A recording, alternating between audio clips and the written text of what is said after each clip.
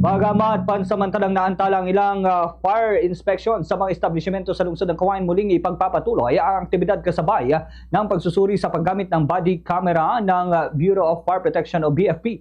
Sa panayam ng Bombo Radio Kawayan kay Fire Chief Inspector Francis David Barciliano, City Fire Marshal ng Kawayan City, sinabi niya na dumating na ang mga body-worn camera at isasagawa ang dry run nitong Lunes upang masuri ang maayos na operasyon ng mga kagamitan. Mula rito ay sinimulan na rin ang aktual na paggamit ng body camera sa field operations.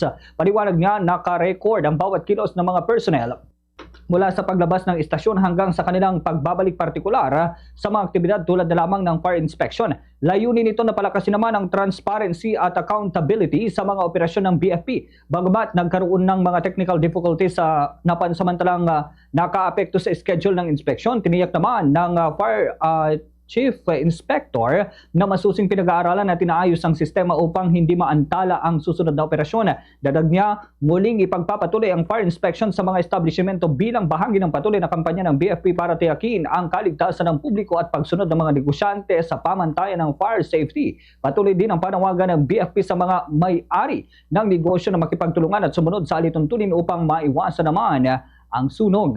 Ganito ang bahagi ng pahayag ni Fire Chief Inspector Francis David Barciliano.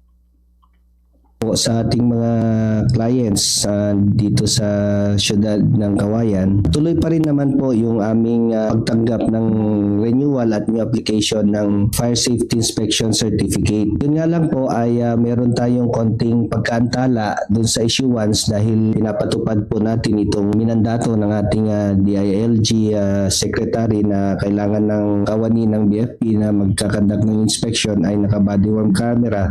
So humihingi kami ng konting pangunawa sa ating mga kliyente o sa publiko. Sa ganon ay lalo nating Sa Radyo Bombo!